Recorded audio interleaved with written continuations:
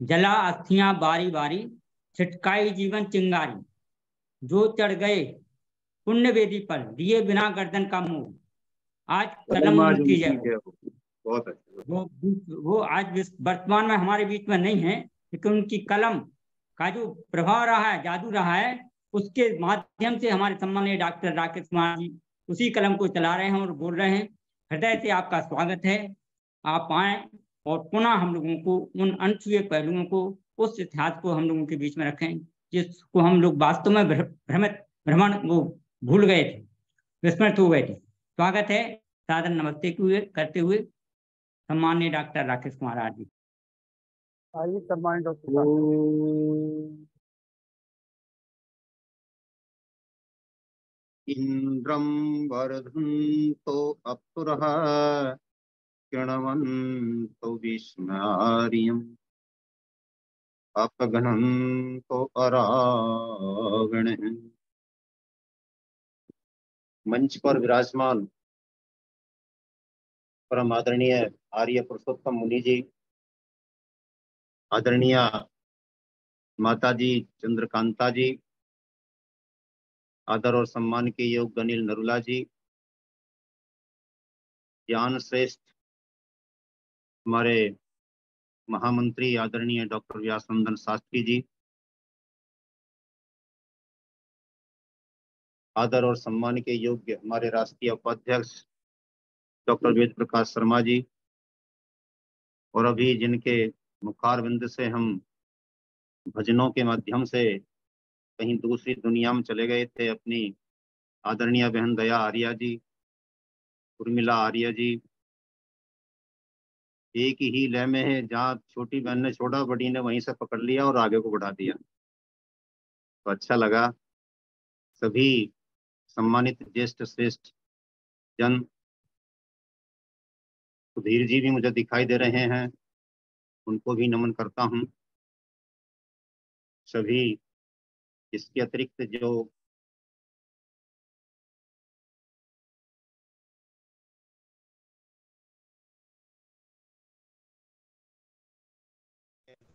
एक साथ लेकर के चलने का कर रहे हैं, नई विचारधारा को देकर के समाज के भीतर जागरण का संचार कर रहे हैं, ऐसे हमारे आदरणीय लखनलाल आर्य जी,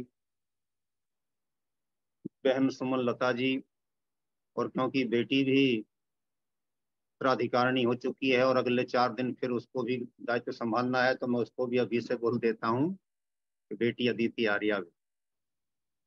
देखिए, कल कुछ चर्चा हम कर रहे थे, उसी चर्चा को आगे बढ़ाएंगे। सर्वखाप पंचायत के बारे में हमने कल चर्चा की थी, और ये जो आज का पश्चिम उत्तर प्रदेश कहलाता है, जो आज का हरियाणा कहलाता है, दिल्ली है, पंजाब है, हिमाचल है, ये सारा क्षेत्र इस प्रकार से दीर्घ काल से राष्ट्रभक्ति से ओतप्रोत रहा है और किस प्रकार के बड़े से बड़े कार्य करता रहा है, इस पर कल हम प्रकाश डाल रहे थे कि जब चित्तौड़ की बात आ रही थी तो मथुरा और मेरठ उसके साथ खड़े थे। आज दूसरी तरफ चलते हैं। पूरी प्रमाणिक जानकारी यदि कहीं छूट भी जाए तो मेरे साहब बाद में भी पूछ सकते हैं। पूरी प्रमाणिक जानकारी विजयनगर का राज्य, और विजयनगर के राज्य के बारे में हम सब जानते हैं कि 1336 में उसकी स्थापना हुई और अगले लगभग 300 वर्ष तक वह राज्य शासन करता रहा। उसको इतनी देर तक प्राण ऊर्जा किसने दी? ये वर्तमान प्रचलित इतिहास, मैं क्या कहूं, जो इतिहास देश के गद्दारों के द्वारा लिखा गया इतिहास है। मैं गद्दार इसलिए कहता हूं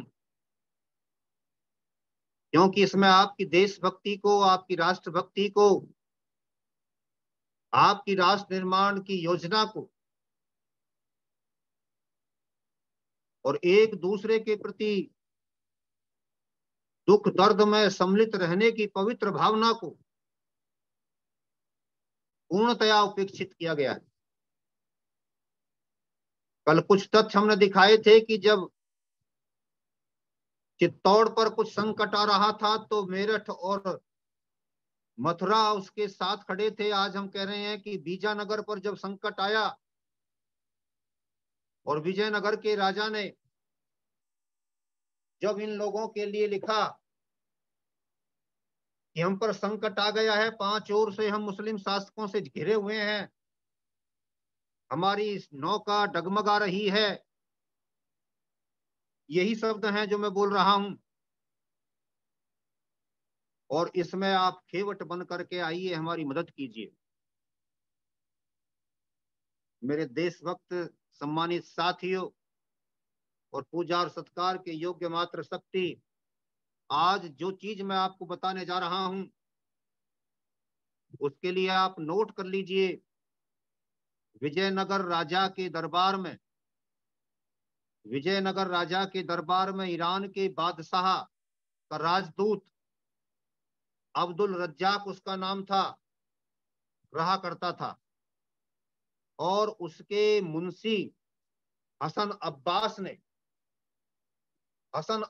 ने जो लिखा है, आज उसके आधार पर हम आपको कुछ बताने जा रहे हैं।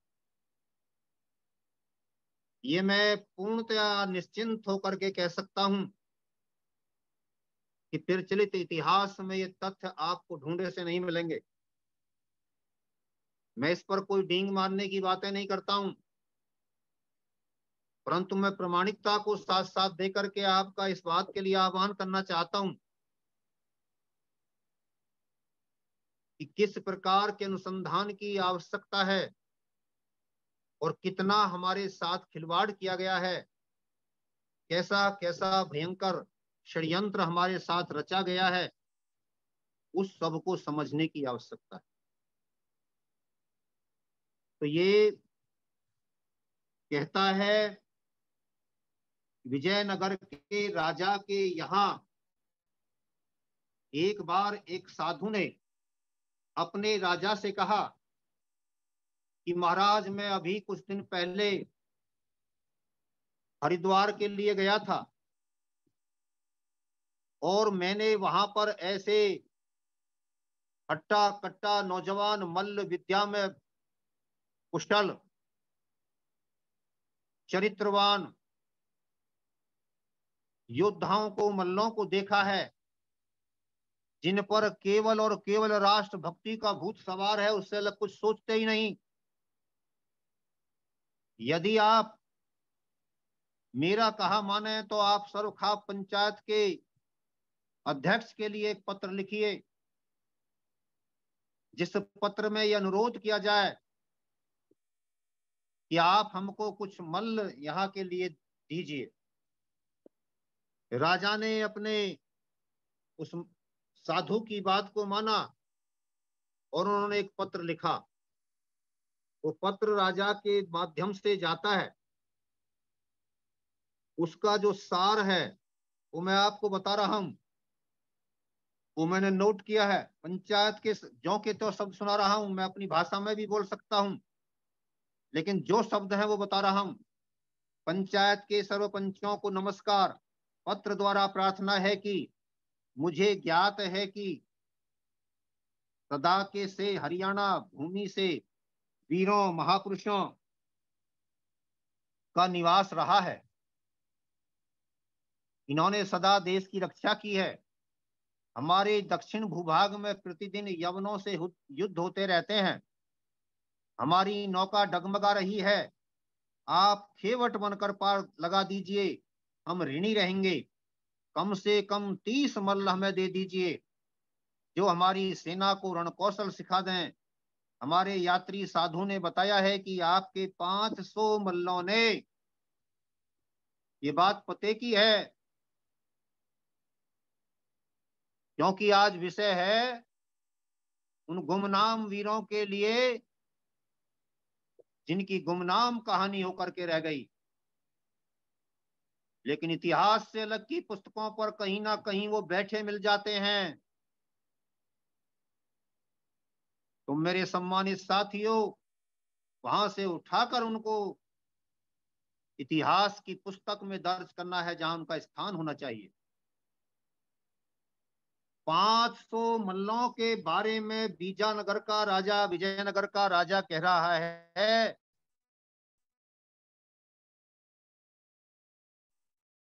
की सेना को काट करके खत्म कर दिया था। 500 मल्ल और उधर से 6000 की सेना, ये चरित्रवान लोगों का कार्य होता है, सचरित्र होते हैं। और आगे जब इस सभा के लोगों के प्रस्तावों को आप पढ़ेंगे तो आप देखेंगे कि चरित्र पर कितना ध्यान रखा जाता था और क्यों इन लोगों ने 500 लोगों ने 6000 की सेना को मार काट करके भगा दिया था। ये वहां से जानकारी मिलेगी, आगे बताऊंगा। गुमनाम शहीदों में 200-250 यदि कट करके समाप्त भी हो गए हों तो आज उनके नामों की सूचना तक हमारे पास नहीं है। ये वो कहानी है जो दर्द पैदा करती है, जो टीस पैदा करती है और कहने के लिए प्रेरित करती है कि गद्दारों ने बहुत बड़ा षड्यंत्र रचा है, बहुत बड़ा षड्यंत्र रचा है। हम फिर भी सोते रहें तो समझ लीजिए कि हम अपनी देश की संस्कृति के साथ, वैदिक धर्म के साथ, वैदिक मान्यताओं के साथ अपघात कर रहे हैं। जागना पड़ेगा और जाग करके राष्ट्र निर्माण के पवित्र कार्य में लगना। इसके बाद पंचायत की बैठक होती है। पंचायत की बैठक में उस पत्र को पढ़ा जाता है। तब 6 मल्लों के नेतृत्व में, उन 6 मल्लों के नाम भी वहां पर दिए गए हैं। ये सौभाग्य की बात है कि वो 6 मल्लों के नाम आपको मिल जाते हैं। कुछ सैनिक, कुछ मल्ल योद्धा इधर से विजयनगर राज्य के लिए भेजे जाते हैं और वहां पर जाकर के उन मल्लों ने, उनमें से एक मल्ल जो था उसका नाम था वीर मोहन देव। वीर मोहन देव, इस पुस्तक के माध्यम से हमको जानकारी मिलती है कि उसमें हाथियों का बल था और हाथियों के बल रखने वाले भीम की बात पुरानी हो गई, जिसको कई लोग आज मजाक उड़ाने लगे कि उसके भीतर 60,000 सैनिकों का बल था। वो बल केवल ये था कि इतने लोगों की सेना उस अकेले के सामने भाग खड़ी होती थी। उसका अभिप्राय ये था, हस्ती सेना। तो इसके भीतर जो बताया है आप आश्चर्य करेंगे, और आश्चर्य भी सुखद आश्चर्य, गौरवपूर्ण आश्चर्य। और यदि आपको गौरव हो तो जरा उन लोगों के लिए ताली बजाना। ये हमारा वीर मोहन देव प्रतिदिन 32,000 दंड बैठक लगाता था, 32,000। ये था उसका पौरुष और ब्रह्मचर्य की शक्ति, जिसके आधार पर उसके भीतर इतनी ताकत थी। और 250 किलो वजन का होने के उपरांत भी घोड़े की तरह मैदान में दौड़ता था। जिधर को निकल पड़ता था 45 घाव थे शरीर पर, इसके बावजूद अपनी सेना को प्रोत्साहित करता रहा, लड़ो, शत्रु भाग ना जाए, काट दो, मार दो, छोड़ना नहीं है। अरे क्या कहने। अभी तक उन लोगों का इतिहास पढ़ा जिनको हम कहते रहते हैं गद्दार थे, जयचंद था, फला था, वो था, उसने गद्दारी कर दी। देशभक्तों का भी इतिहास पढ़ लो, देशभक्तों का भी बहुत बड़ा इतिहास और बड़ा गौरवशाली इतिहास। तो इन्होंने बताया। अब देखिए, असन अब्बास, वही मुंशी जिसके बारे में मैं पहले बता रहा था आपको, वो क्या लिखता है आगे? वो लिखता है कि उत्तर भारत में, उसी के शब्दों में मैं बता रहा हूं, उसने 13 पॉइंट लिए हैं। आपकी वीरता, सचरित्रता, आपके सैनिकों के भीतर का आत्मबल, चरित्र बल कितना मजबूत था और किस मजबूती के साथ वो देश की रक्षा के लिए अपने आप को समर्पित करते थे, ये आपके बारे में आपका कोई आज का इतिहासकार नहीं बता रहा। यानी हिंदू इतिहासकार, वैदिक इतिहासकार, आर्य इतिहासकार नहीं बता रहा, एक मुस्लिम इतिहासकार बता रहा है। वो कहता है कि हरियाणा जन्नत का मुकाम है, यहाँ पर यात्रियों को पानी के स्थान पर दूध दिया जाता है। ये इतना पुराना गौरव है इस प्रदेश के साथ। वो कहता है कि जंगल गौओं से भरे पड़े हैं, बैल बड़े ही बलिष्ठ होते हैं। यहाँ के पहलवान जितेंद्रिय, सदाचारी, नम्र स्वभाव और तेजस्वी हैं। शब्दों पर ध्यान दीजिए, जितेंद्रिय हैं, सदाचारी हैं, नम्र स्वभाव हैं, तेजस्वी हैं, प्रेम का व्यवहार करते हैं, इनके भीतर क्रूरता नहीं है, पाशविकता नहीं है। जिनके भीतर पाशविकता होती है, जो दूसरों को लूटने के लिए चलते हैं, जो मुसलमानों के भीतर हुआ करती थी। राक्षस, क्रूर, निर्दयी, निर्मम, अत्याचारी, बलात्कारी, पता नहीं क्या क्या विशेषण उनको मिलते हैं। लेकिन एक विदेशी इतिहासकार हमारे चरित्रवान सैनिकों के लिए क्या कह रहा, शब्दों पर आपने ध्यान दिया होगा। इससे पता चलता है कि महाभारत काल में भीष्म पितामह जिस ब्रह्मचर्य की साधना कर रहे थे, उसकी वो परंपरा 16वीं 15वीं शताब्दी तक भी बनी हुई थी। इसलिए मंचों के माध्यम से इस बात को डंके की चोट कहो कि जब राक्षस यहां पर नंगे होकर के प्रदर्शन कर रहे थे, तब भी हम सदाचार की चादर ओढ़े हुए थे। और उसके प्रमाण ये हैं, और वो प्रमाण भी हम अपनी ओर से नहीं बता रहे, आपके लोगों के द्वारा बताए गए बता रहे हैं। आगे कहता है, किसी प्रकार का तंबाकू, भांग, शराब आदि बिल्कुल नहीं छूते। भोजन, घी, दूध और मिठाई प्रयोग करते हैं। सात्विक और पवित्र दिनचर्या है। पराई स्त्री को माता और बहन के समान आदर से देखते हैं। यह था हमारा चरित्र बल, जिसकी विदेशी प्रशंसा कर रहा है। विजयनगर की सेना को प्रतिदिन 8 घंटे परेड सिखलाते हैं। ये हरियाणा के योद्धा वहां जाकर के क्या कर रहे थे, उसको बता रहा है। शरीर को पानी पानी कर देते हैं, यानी इतना पसीना निकालते हैं। इसके बाद कहता है, सायंकाल के समय इनकी मल्ल कला को देखने के लिए लोगों की भीड़ लग जाती है और दक्षिण के लोग आश्चर्य से भर जाते हैं। आगे कहता है कि इन मल्लों में 5 मल्लों का वजन 50 धड़ी से ऊपर है, यानी 250 किलो से ऊपर। क्या कमाल की बात है। शरीर सुडौल और सुगठित है। इनकी शिक्षा और आचरण सुधार से विजयनगर की सेना बलवती हो गई है। कई युद्धों में बहमनी राज्यों को सेना ने हराया है। प्रत्येक मल्ल को 5-5 पुरुष मिलकर व्यायाम कराते हैं।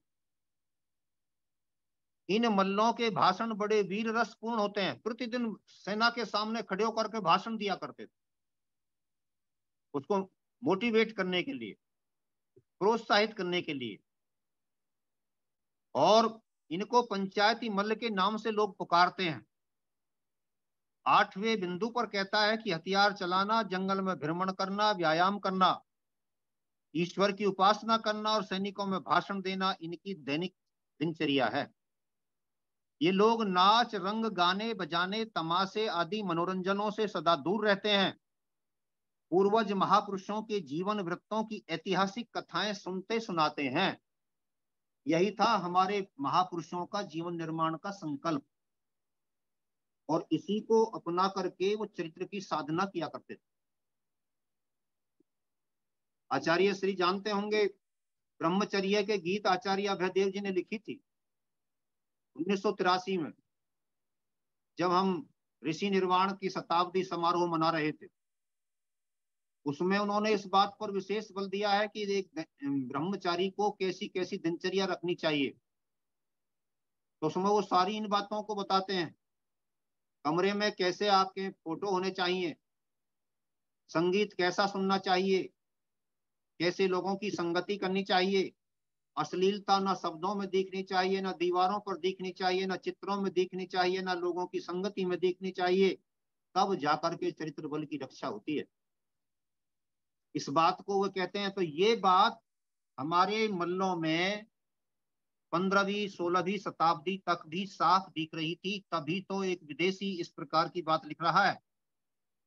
वो कहता है कि जब ये शहरों के बीच से, नगर ग्रामों के बीच से, गलियों के माध्यम से निकलते हैं तो इनकी नजरें नीची होती हैं, ऊपर को नजरें करके भी नहीं देखते। कितना सुंदर चित्रण है, गर्व और गौरव का बोध कराने वाला, इतिहास बोध कराने वाला, संस्कृति बोध कराने वाला। वास्तव में जब ये मल्ल वीर सन्यासी ही हैं, सन्यासी हो गए और इतनी बड़ी साधना कर रहे हैं, शरीर की साधना करते हैं, राष्ट्र की साधना भी कर रहे हैं। आगे लिखता है कि सच यह है कि इनका जीवन अति पवित्र है और दक्षिण के राजा राव और रंक सब इनको देवता ही समझते हैं, और वास्तव में ये देवता हैं भी। इनकी दिनचर्या के बारे में वह लिखता है कि हथियार चलाना, जंगल में भ्रमण करना, व्यायाम करना, ईश्वर की उपासना करना, और शाम होते ही एक पंक्ति में बैठ करके ईश्वर के लिए आराधना के मुद्रा में आकर के संध्या रत हो जाना, इनकी दिनचर्या है। तो ये सारा चित्रण उस विदेशी इतिहासकार ने सब शब्दों में बांधा, वह वास्तव में हमारे सभी महापुरुषों को, उन वीरों को जो देशभक्ति का उस समय परचम लहरा रहे थे, हमारी विनम्र श्रद्धांजलि के रूप में होना चाहिए। सर्वखाप पंचायत के अभिलेखागार में इस लेख का हिंदी लेखक हरिराज भट्ट है, जिन्होंने ये लेख लिखा है सर्वखाप पंचायत के अभिलेखागार में। अब आगे चलते हैं। जैसे अंग्रेजों ने भारत में फूट डालो और राज करो की नीति अपनाई थी, उसी को लागू करते हुए उन्होंने अमृतसर के खालसा कॉलेज के प्रिंसिपल मैकाले, जो कि अंग्रेज प्रिंसिपल था, उससे एक लेख लिखवाया, पुस्तक लिखवाई, और उस पुस्तक में अंग्रेजों ने उस मैकालिफ से ये षड्यंत्रपूर्ण प्रचार करवाया कि हिंदू और सिख ये दोनों अलग अलग हैं और इन दोनों की विचारधारा अलग है, इनका चिंतन अलग है, ये कभी एक दूसरे के साथ ना तो रहे हैं और ना रह सकते हैं। ये आपके भीतर फूट डालने का प्रयास वहां से किया गया पहली बार, और वहां से चल करके आज ये कहां तक पहुंच गया है, रुक नहीं रहा है। ये इस बात का प्रमाण है और ये उस सवाल का उत्तर भी है कि जो लोग ये कहते हैं कि इतिहास के लेखन से क्या हो जाता है, उनको ये पता होना चाहिए कि जब विपरीत दिशा में लिखा जाता है तो उसका क्या परिणाम आता है। इसलिए यदि सही दिशा में लिखा जाएगा तो उसका भी क्या परिणाम आएगा, ये भी समझने की बात है। जो मूर्ख ये कहते हैं, अभी मेरे से भी कोई सज्जन कह रहे थे, आज हम गांव में एक परिवार में हमारे में मौत हो गई थी, वहां गए थे, तो वहां पर मुझसे एक सज्जन कह रहे थे कि वो अमुक व्यक्ति ये कह रहा था कि इतना इतना घी डाल देते हैं, सामग्री डाल देते हैं, किसी लड़के को खिलाया जाए तो उसकी ताकत तो आएगी, कहीं काम आएगी। क्या पागलपंथी की बातें करते हैं। कई कई कनस्तर इकट्ठा किया, डाल दिया उसमें। तो देखिए, ये वो लोग हैं जो कहते हैं कि घी डालने से, सामग्री डालने से अनावश्यक धन और ऊर्जा को विनष्ट कर रहे हैं। ऐसे ही इन लोगों को जब हम आप जैसे विद्वान लोग ये समझाते हैं कि यदि पॉल्यूशन से गलत गलत काम हो सकते हैं, बीमारियां हो सकती हैं, तो पॉल्यूशन को समाप्त करने वाले यज्ञ से उनका निदान भी हो सकता है। ये स्वाभाविक बात है। वैसे ही इतिहास के गलत लेखन से क्या परिणाम आएंगे और सही लेखन से क्या परिणाम आएंगे, इस पर हमको चिंतन करना चाहिए। तो यदि वो मैकालिफ उस षड्यंत्र को न रचा होता तो आज के जो हालात हम देख रहे हैं और जिस प्रकार से हमारे प्रधानमंत्री को पंजाब में लगभग मारने तक की तैयारी कर ली जाती है, वो स्थितियां नहीं आती। ये वो वीर जाति है जिसने देश की रक्षा के लिए काम किया, लेकिन वहां से षड्यंत्र रचा गया। अब इसी प्रसंग में मैं आज वो तथ्य भी यहां पर रखना चाहता हूं जिसे इतिहास के पन्नों से छुपाया गया, मिटाया गया, विलुप्त किया गया। और वो ये बताती है, ये पुस्तक हमको, ये पुस्तक है और ये पुस्तक का पृष्ठ संख्या 167 हमारे सामने ये प्रस्ताव स्पष्ट करता है कि सम्मत 1590 में हमारे गुरु नानक देव जी मेरठ के कंडेरा नामक गांव में आए थे और वहां पर सर्वखाप पंचायत के 15-20 हजार लोगों को संबोधित करके गए थे। अब देखिए, एक बात बड़ी मोटी सी गांव देहात में भी कह दी जाती है, आप जैसे विद्वान लोग भी उसको प्रयोग कर लिया करते हैं मुहावरे के रूप में, कि बात चलती है तो दूर तक जाती है। आज जैसे स्वामी दयानंद जी महाराज जिस गांव में गए, जिस स्थान पर गए, वहीं पर आर्य जन एक तीर्थ का स्वरूप उन स्थानों को देते जा रहे हैं। हमारे आचार्य योगेश शास्त्री जी हैं, वो बड़ा काम कर रहे हैं। मुझे भी बुलाया गया, चांसी नामक गांव पे सबसे अधिक स्वामी दयानंद जी रहे। वहां के लोगों ने 40 बीघा जमीन आपके राष्ट्र मंदिर के लिए देने की बात कही और वो कह रहे हैं कि यहाँ पर स्वामी दयानंद जी को समर्पित कोई भी स्मारक आप बनाइए, हम आपके साथ हैं। तो कितना बड़ा काम होता है। यही बात हमारे गुरु नानक देव जी पर लागू होती है। उन्होंने 15-20 हजार लोगों को उस समय मोटिवेट किया था, प्रोत्साहित किया था। देशभक्ति के भाव उनके भीतर भरे थे, संस्कृति की रक्षा के भाव उनके भीतर भरे थे, उनको जगाया था, झंकृत किया था।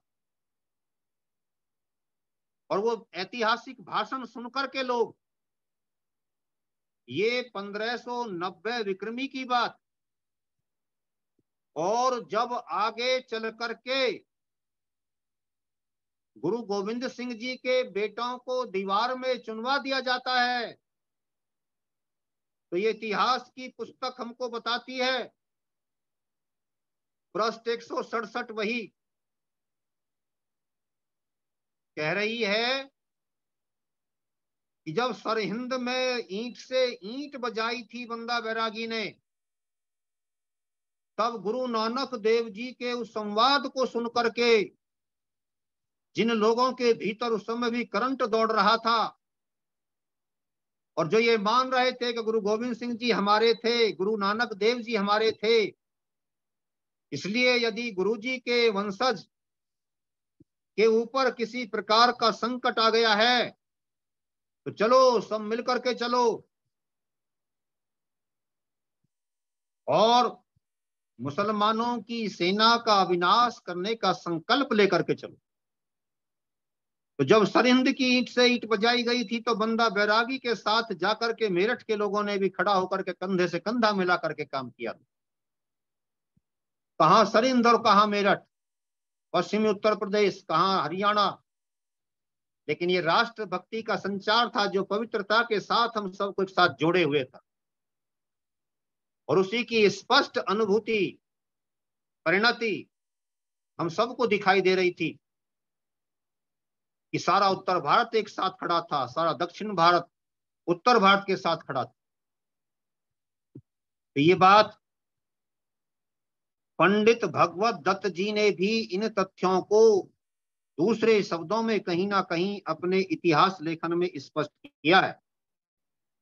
अब देखिए, सर्वखाप पंचायत के जो ये लोग थे, विजयनगर के राज्य को उस समय के अलग अलग विदेशी इतिहास लेखक इस नाम से पुकारते हैं। तो इसके बारे में ये पुस्तक हमको जानकारी देती है। ये बताती है कि फारस ईरान का दूत अब्दुल रज्जाक इसे विज्ञान नगर के रूप में कहता था। और विज्ञान नगर क्यों कहता था? क्योंकि इसमें बहुत अच्छे हाँ जी, हाँ जी, यही है, यही है। हमारे मुनि जी दिखा रहे हैं पुस्तक को, वैदिक वांग्मय का इतिहास, पंडित भगवत दत्त जी की लिखी हुई है। अच्छी पुस्तक है, पढ़नी चाहिए। तो अब्दुल रज्जाक इसको विज्ञान नगर कहता था, विजयनगर नहीं कहता था, विज्ञान नगर। यहाँ तो अनुसंधान होते रहते हैं। इसी तरीके से एक दूसरा पुर्तगाली शासक इसको 20 नगर बोलता था, वहां का राजदूत। और रूसी यात्री निकतीन इसे विजयनगर कहता था। इटली का निकालोडी कांटी इसे विजय नगालिया कहता था। और फ्रांस का यात्री इसको विजयगढ़ कहता था। इस प्रकार से इसके नाम यदि इन लेखों के माध्यम से आपको अलग अलग मिलते हैं तो उनसे हमको किसी भी प्रकार से भ्रमित होने की आवश्यकता नहीं है, बल्कि हमको ये समझना चाहिए कि ये सब एक ही नाम है। तो इसके बाद हम चलते हैं, देखिए 1421 में निकालोडी कांटी जो फ्रांसीसी विद्वान है, वो क्या कह रहा है? वो कहता है इन सब विद्वानों के लिए, हमारे उस समय के सैनिकों के लिए, हमारे सैनिकों की कैसी दिनचर्या होती थी, मल्लों की दिनचर्या कैसी होती थी, राष्ट्रभक्ति के लिए अपने आप को समर्पित करने वाले योद्धाओं की दिनचर्या कैसी होती थी, इस पर विचार करते हुए वह कहता है कि वे लोग सादा भोजन करते हैं, गोश्त कतई नहीं खाते हैं, प्याज वगैरह तक भी नहीं छूते हैं। गीता का पूरा मौतकिद था, पूरा भक्त था। ऐसे लोगों को वह मिला। और इस सेना, इसके विजयनगर के पास में वो कहता है 1,75,000 की सेना है और 90 मील राजधानी के चारों ओर लगभग 90 मील का घेरा है। इतनी दूर तक इसका शासन है और उसको बड़ी मजबूती के साथ सुरक्षित रखता है। आज हम इजराइल के गीत गाते हैं और कहते हैं कि वो चारों ओर से अपने शत्रुओं से घिरा हुआ है। अब भी आप देख रहे हैं चारों ओर से शत्रुओं से घिरा हुआ, उसको हमास ने पीटने का साहस तो कर दिया, लेकिन अब उसके बाद क्या हो रहा है? अब हमास कह रहा बचा लो। लेकिन आपके इजराइल जैसे साहस को दिखाने वाले इस देश में कितने बड़े बड़े वीर योद्धा हो गए। मात्र 90 वर्ग मील के क्षेत्रफल में रहने वाला विजयनगर का राज्य 300 वर्ष तक अपनी स्वाधीनता को बचाए रखता है। और इसमें हरियाणा के लोग जाकर के सहयोग करते हैं। तो यह उनके साहस को आपको नमन करना ही चाहिए। यह उनके साहस का परिणाम था, प्रतीक है। उन्होंने उसका प्रदर्शन किया। लेकिन आज हम भी ये मान लेते हैं, कह देते हैं कि जैसे हमने इजराइल को अपना आदर्श मान लिया हो या हम उससे प्रेरणा ले सकते हैं। लेकिन नहीं, प्रेरणा लेनी है तो इजराइल ही हमसे ले सकता है। परंतु जब इतिहास ही हमारे पास ना हो तो फिर क्या करेंगे। 85,000 की सेना इन मल्ल योद्धाओं की वहां पर रिजर्व थी, और भंवरपाल मुंडभर नाम का सेनापति इसको चलाता था। इनके जो योद्धा थे उनके सामान्य वजन की जो संख्या बताता है, गिनती बताता है, वजन को जो नाप कर बताता है, 36 धड़ी से कम कोई नहीं था। 36 धड़ी से कम यानी 180 किलो, 180 किलो के योद्धा हमारे कूदते थे मैदानों। तो ये पीली फटने से पहले बिस्तर छोड़ देते हैं, दूर तक का भ्रमण करके आते हैं, पंक्तिबद्ध होकर के प्रातः काल में ईश्वर की उपासना के लिए बैठ जाते हैं, नीची नजर किए चले जाते हैं, नीची नजर किए चले जाते हैं। ये ऐसी दिनचर्या वो दूसरा इतिहासकार लेखक हमको बताता है। पृष्ठ संख्या 168 पर इसका उल्लेख किया गया है। इसके बाद बताया है उसने कि भिड़ंत करना, लड़ाई करना, शिकार के लिए जाना, दिन छिपते ही पंक्ति बनाकर ईश्वर की प्रार्थना करना, ये इनकी दिनचर्या में शामिल था। बाज वीर भंवरपाल रातों रात सेना को परेड करवाता था, बहुत कम सोता था। उन्हीं के शब्दों में बता रहा हूं, रात दिन सेना की देखभाल करता था, जनाने बनकर गाने बजाने वाले और रंडी वैश्या इस सेना के पास फटक भी नहीं सकते थे। ये था हमारे देश का चरित्र। जब इस देश के राजा ने, इस देश के बादशाह ने भड़ुओं के, रंडियों के, अश्लील लोगों के साथ नाचना गाना आरंभ कर दिया तो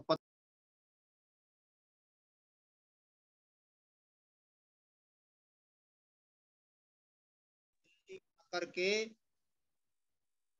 हमारा कोहिनूर लेने में सफलता प्राप्त की थी। ये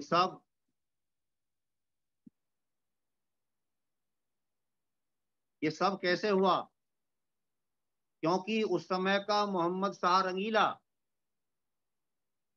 जो कि अपने ऐसे लोगों के साथ नाचा करता था, और इस हिंदी का सबसे पहले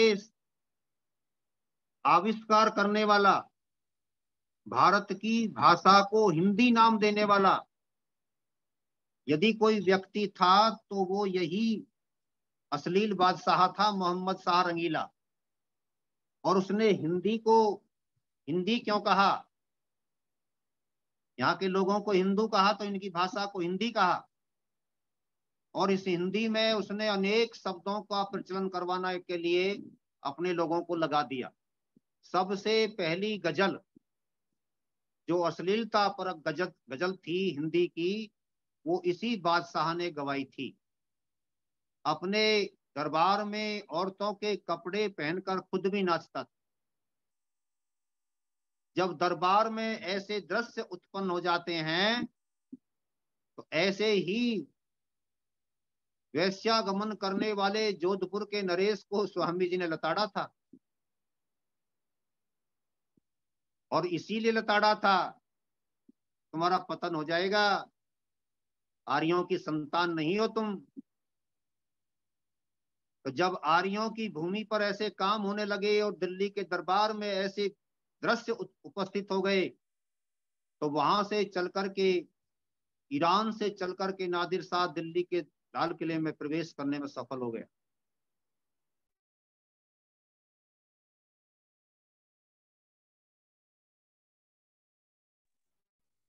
और ये कर रहे थे कि यहाँ पर कोई अश्लीलता प्रकट नहीं की जाएगी, तो इसका परिणाम, इसका एक ही उद्देश्य था कि चरित्र बल मजबूत रहना चाहिए।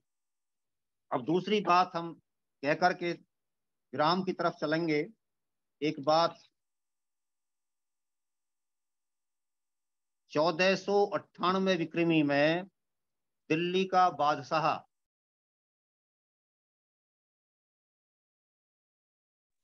दिल्ली का बादशाह बहलोल लोधी बना और उसने अपने यहाँ पर कुछ लोगों को जिनको जागीर दी थी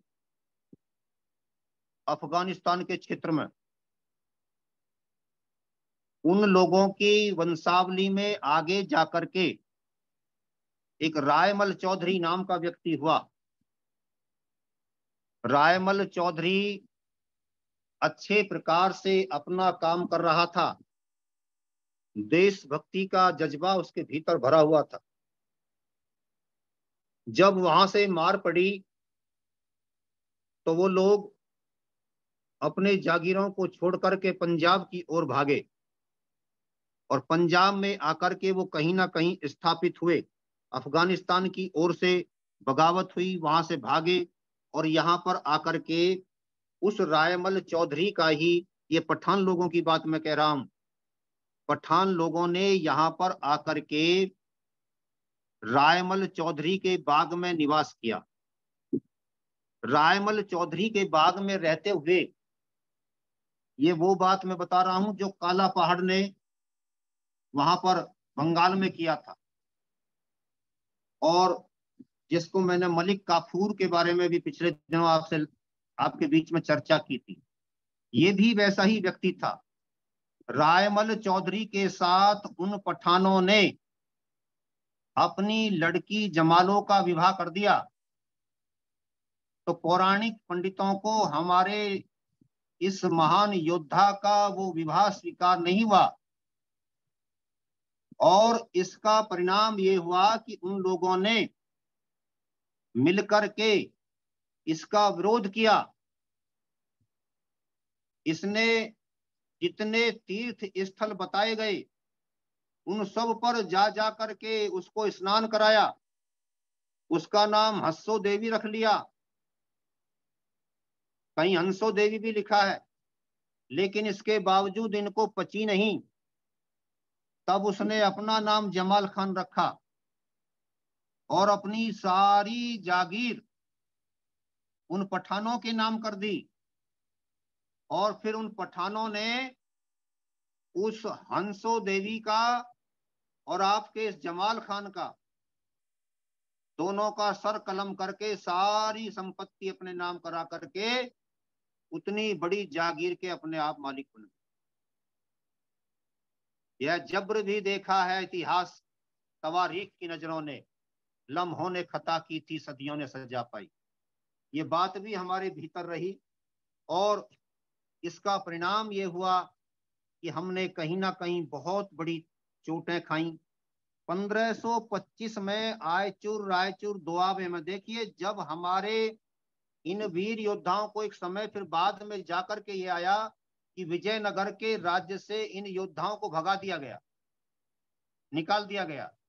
तो फिर क्या हुआ, 1525 की घटना है और इतिहासकार लिखता है कि उस समय 3 लाख की सेना बहमनी सुल्तानों ने चढ़ाई और उस सेना के सामने भंवरपाल की 1,35,000 की सेना ने युद्ध किया, परंतु बड़ी संख्या में हमारे वीर सैनिकों ने अपना बलिदान दिया और वे बहमनी राज्य की सेना का सामना नहीं कर पाए। जब अपने लोगों के भीतर इस प्रकार की फूट पड़ जाती है और अपने ही अपने पैरों पर कुल्हाड़ी मारने के लिए खड़े हो जाते हैं तो उसके परिणाम ये आते हैं। इसलिए एकता बहुत आवश्यक होती है। एकता के बिना कभी भी हम कोई भी ऐसा कार्य नहीं कर सकते जिसको हम कह सकें कि ये ऐतिहासिक कार्य था। अब दूसरी तरफ हम चलते हैं, इसी को कह करके बात को विराम देने की तरफ जा रहा हूं। हमारे यहाँ पर जिस समय तैमूर लंग आया था, तैमूर लंग के समय इन योद्धाओं ने मिलकर के, सर्वखा पंचायत के लोगों ने मिलकर के एक प्रस्ताव पारित किए थे। 7 बिंदुओं का प्रस्ताव था। सब गांवों को खाली कर दो, सब गांवों को खाली कर दो, सब जवान मिलकर शस्त्र बांधो, छुप छुप कर तैमूरी सेना का नाश करो वृद्ध पुरुषों, बालकों और स्त्रियों को सुरक्षित स्थान पर रखो। युवतियां भी शस्त्र बांधें। 500 अश्वारोही तैमूर की सेना की गतिविधियां देखकर सब पता लगाएं। तैमूर की सेना को हर प्रकार से मारो और पानी में विष मिला दो। ये 7 बिंदुओं को लेकर के उस समय प्रस्ताव पारित किए गए और सबने राष्ट्रभक्ति का जोश पैदा करके तैमूर की सेना का सामना करने का निर्णय लिया। उस समय जो 5 अन्य अन्य अलग अलग स्थानों पर, विभिन्न स्थानों पर पंचायतें हुई थी, जिसमें 15-15 हजार, 20-20 हजार, 25-25 हजार सैनिक इकट्ठे हुए थे। उनके जो स्थान थे वो थे पंचायत डीघल बेरी रोहतक के निकट, डोलिया बादली रोहतक मंडल में है, तीसरी बालान खाप के सिसौली गांव, चौधरी चरण सिंह जिधर के हुआ करते थे, चौथी पंचायत सैदपुर, ये वो गांव है जो बुलंदशहर में हुआ करता है और आपने कभी सुना होगा कि सबसे ज्यादा अधिकारी इसी गांव में है आज भी। यहाँ पर उस समय सैकड़ों वर्ष पहले इतनी बड़ी पंचायत हुई थी। छोटे से गांव के लोगों ने इतनी बड़ी पंचायत करके ये निर्णय लिया था कि हम तैमूर की सेना का कैसे सामना करेंगे। अब आप तनिक कल्पना कीजिए कि वो आ रहा है रोहतक की तरफ से, वो आ रहा है पानीपत की तरफ से, हरिद्वार की तरफ से, और सिसौली के बाद बुलंदशहर में उसके खिलाफ जंग की तैयारियां हो रही हैं। इससे पता चलता है कि हमारे लोगों के भीतर उस समय किस प्रकार का राष्ट्रवादी भाव था। इसके बाद 15,000 हाथी लेकर और 15,000 घुड़सवार लेकर, मल्लू खान 60,000 पैदल सेना लेकर के और 2.5 लाख की सेना लेकर के इतने बड़े सैन्य दल के साथ भारत की ओर बढ़ा था। और जब वो यहाँ आकर के खड़ा होता है तो पंचायती सेना ने उसका सामना करने का निर्णय लिया। उस समय प्रधान सेनापति के रूप में योगराज बाल ब्रह्मचारी को ये दायित्व सौंपा गया था और उसके बारे में बताया गया है इस पुस्तक में कि उसका शरीर का भार 63 किलो था, 63 धड़ी का था। इतने धड़ी वजन को लेकर के वो 315 किलो का अपना वजन 3,000 गायों को रख करके हिमालय में चराता था। इसने गौओं पर आक्रमण करने वाले शेर कई बार फाड़ फाड़ करके खत्म कर दिए थे, लठ मार मार के समाप्त कर दिए थे। ऐसा इसके बारे में उन पुस्तकों में प्राप्त विवरण हमको उपलब्ध होता है। इसका जो खाने का एक समय का जो भोजन था, 22 सेर दूध, 4 सेर आटा, 1.5 सेर गऊ का घी और 3 पाव शहद, इतने को लेकर के ये तब अपने आप में कसरत करता था। लेकिन ये सारी ताकत थी किसके लिए? ये सारी ताकत थी राष्ट्र के लिए, संस्कृति की रक्षा के लिए। और जैसे ही ये मालूम पड़ा कि एक डकैतों का दल अब उधर से आ रहा है, तो सब लोगों ने कहा भाई अब तुम्हारी इस ताकत को दिखाने का समय आ गया। तो इसने कहा कि झंडा मुझे स्वीकार है, आइए खड़े होइए, मैं आपके साथ हूं। तब इसने 80,000 की सेना बनाई। और मैं जैसा कि बार बार कहा करता हूं कि उस 80,000 की सेना ने कहीं पर भी, जो आदरणीय मुनि जी ने शुरुआत में कहा था कि बिना गर्दन का मोल लिए चढ़ गए, वही बात इन लोगों पर लागू होती है। इन लोगों ने देश की रक्षा के लिए अपने आप को समर्पित कर दिया। उस समय एक महिला ब्रिगेड भी बनाई गई और उस महिला ब्रिगेड की जो जिम्मेदारी थी वो हमारी उस समय की एक महान सेनापति वीरांगना को दी गई थी, जिनके बारे में हमने आपको बताया था, राम प्यारी, पूर्व में बताया था शायद मैंने उसके बारे में। उस समय जो सेनापति ने अपना भाषण दिया था उसको भी सुरक्षित रखा गया है और इस पुस्तक के माध्यम से हमको उसके बारे में जानकारी मिलती है।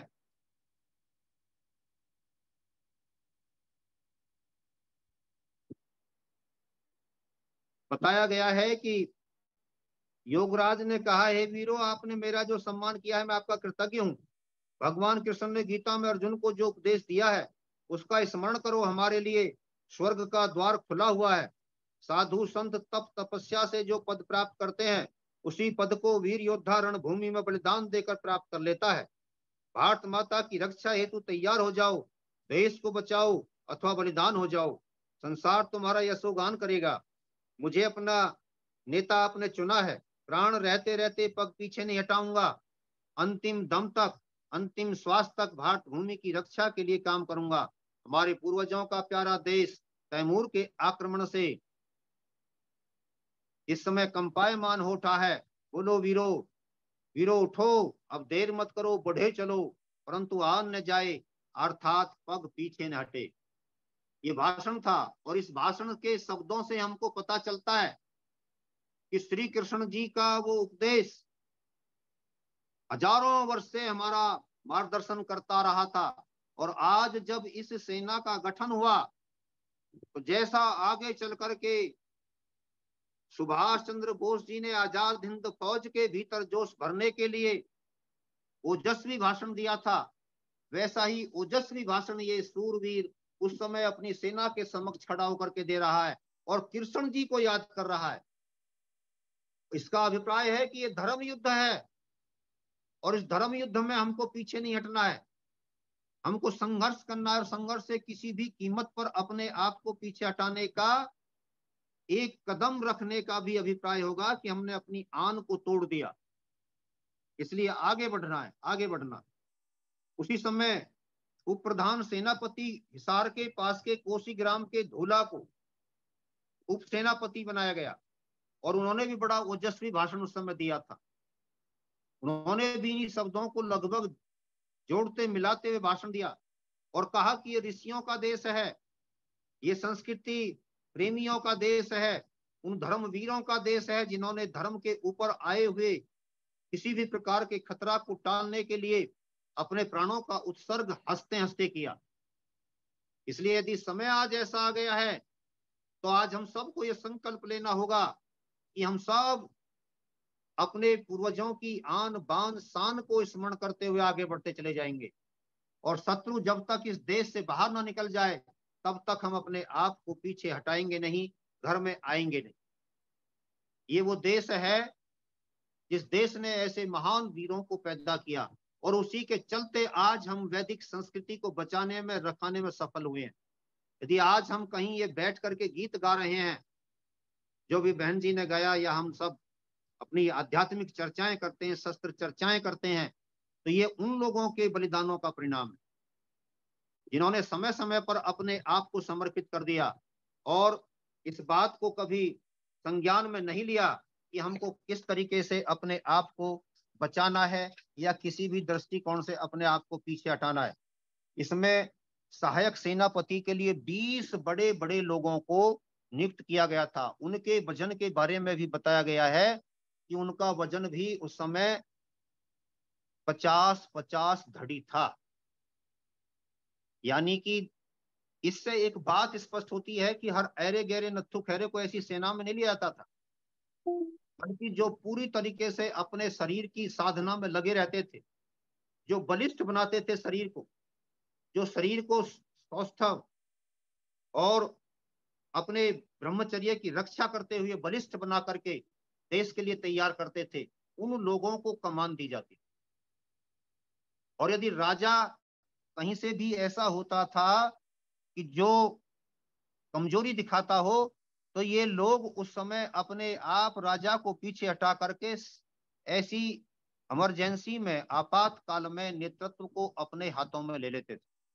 इनके ऐसे बलिदानों से देश की रक्षा हुई। और देखिए, दिल्ली में जब वो हरिद्वार में भी उससे युद्ध होता है, दिल्ली में युद्ध होता है, प्रधान सेनापति योगराज द्वारा बड़ी सेना में उसके सैनिकों को काटा जाता है। हमारे 300-400 मल्लवीर योद्धा बलिदान हुए, घायल हुए, परंतु उसकी 15,000 की सेना को काटा गया। तैमूर की 15,000 की सेना को काटा गया 300-400 लोगों के माध्यम। 500 लोगों ने 304 ने बलिदान दिया। ये कितना बड़ा सूरवीरता का काम था, देशभक्ति का काम था, लेकिन उन गुमनाम वीरों की कहानी को गुमनाम कर दिया गया। तो मैं इन्हीं शब्दों के साथ आज की अपनी इस व्याख्यान माला को यहीं पर समाप्त करता हूं। इन्हीं शब्दों के साथ अपनी वाणी को विराम देते हुए, आपको नमन करते हुए बहुत बहुत आभार। मैं लखनलाल जी से निवेदन करूंगा, उन्होंने हमारा निवेदन आदरणीय मुनि जी तक पहुंचाया कि नहीं, तो उनको भी आना है। पहुंचा दिया, टिकट भी बनवा लिया हमने तो उनका। अरे वाह वाह वाह वाह, उनका टिकट बनवा लिया। मुनि जी के बिना तो हम अधूरे हैं। वो तो हम ही कह रहे थे आपसे कि वो जरूर होने चाहिए। बिल्कुल बिल्कुल। हमने जो है मुनि जी के साथ ही अपना गठजोड़ा जोड़ा हुआ है। वाह वाह। तो हमारा निवेदन है दया आर्या जी से कि एक भजन उनका 24 तारीख को हम सुनेंगे दिल्ली में। दया जी मेरी बात सुन रही है? 24 तारीख को समापन पे एक भजन होना है आपका दिल्ली में। कहाँ पर? राकेश कुमार आर जी के आवास पर। यही ऑनलाइन? ना ऑफलाइन।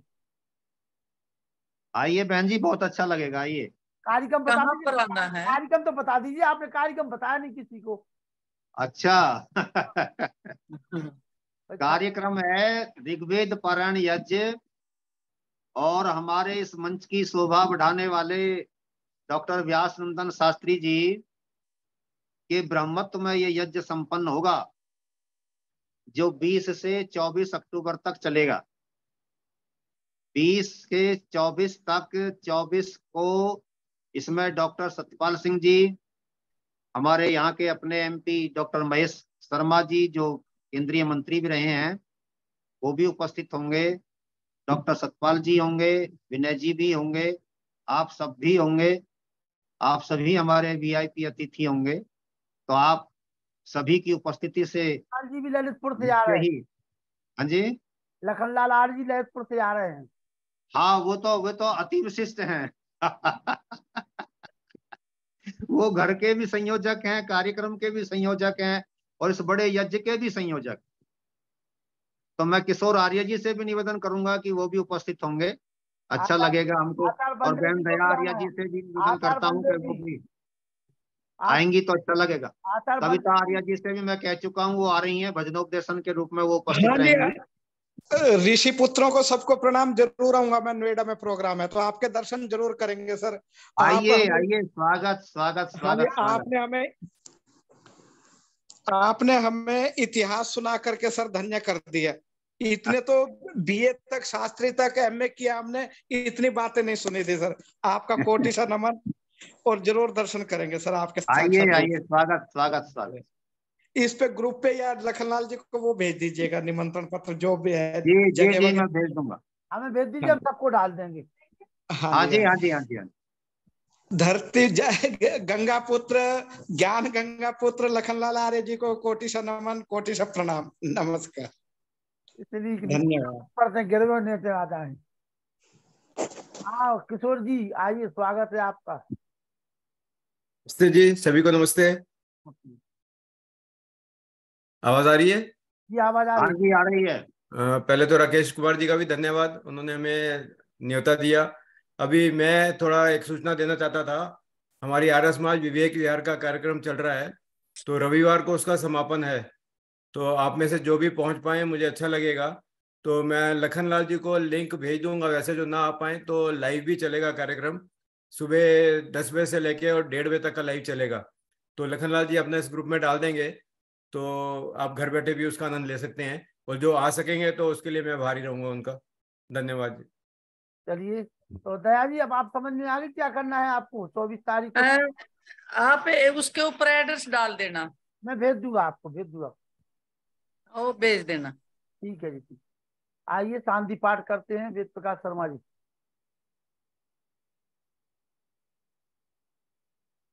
तो 2 लाइनें हम भी सुना देते हैं। अरे सुना दो तो फिर 2 लाइन तो हम व्यास राकेश जी के मल्लवीरों से, सिंहनाद से धरती रही अभी तक डोल, कलम आज उनकी जय बोल। अरे वाह वाह वाह। आज के इतिहासकारों के बारे में बता रहे हैं। अंधा चका चौंध का मारा, क्या जाने इतिहास बिचारा। जो हमारे राकेश जी जानते वो नहीं जानते। साक्षी है जिनकी महिमा के सूर्य चंद्र भूगोल खगोल, कलम आज उनकी जय बोल। बहुत बहुत धन्यवाद। बहुत अच्छे, ये मारा है आपने का। और एक लाइन और कह देते, कहिए तो। अरे दो सुना दीजिए, आप दो सुनाइए आज। सिर्फ हंगामा खड़ा करना हमारे मकसद नहीं, सारी कोशिश है कि ये सूरत बदलनी चाहिए। मेरे सीने में नहीं तो तेरे सीने में सही, हो कहीं भी आग लेकिन आग जलनी चाहिए। वाह वाह वाह। हो गई है पीर पर्वत सी पिघलनी चाहिए। होता तो दादा से भी आगे है। हाँ बहुत आगे, सब रटी हुई उसको। हाँ, चलो आगे शादी शास्त्री जी। शांति अंतरिक्षम शांति पृथ्वी शांतिरापा शांतिरौषधयः शांति वनस्पतयः शांतिर्विश्वे शांति ब्रह्म शांति शरद शांति शांतिरेव शांति सामा शांतिरेधि ओम शांति शांति शांति।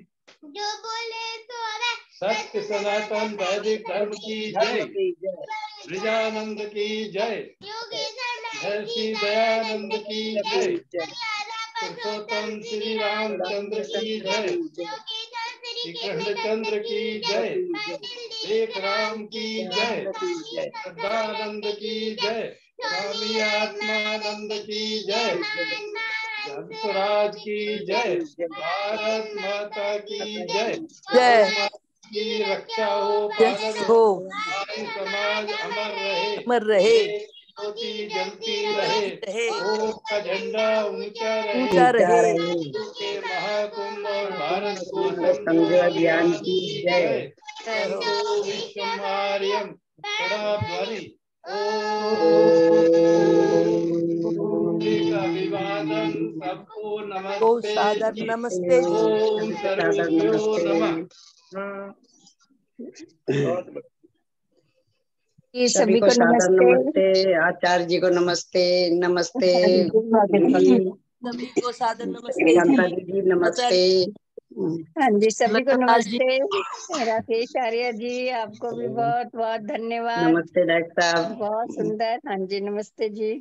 नमस्ते बहन जी, सभी को सादर नमस्ते जी। वेद प्रकाश जी ने भी बहुत अच्छा सुनाया आज। दया जी के भजन तो अच्छे होते ही हैं। सभी का बहुत बहुत धन्यवाद। परिवार बड़ा सुंदर बना देते हो, बड़ी रौनक आ जाती है और आत्मीयता बहुत टपकती है इस परिवार में, बहुत अच्छा लगता है। सही में बहुत अच्छा लगता है। चलिए सभी को सादर नमस्ते। सादर नमस्ते, सब खुश रहो, मस्त रहो, व्यस्त नमस्ते रहो। आचार्य जी। डॉक्टर अखिलेश शर्मा जलगांव महाराष्ट्र रहेंगे कल आपके बीच में। बहुत अखिलेश शर्मा जी जलगांव महाराष्ट्र। सुंदर। ठीक है।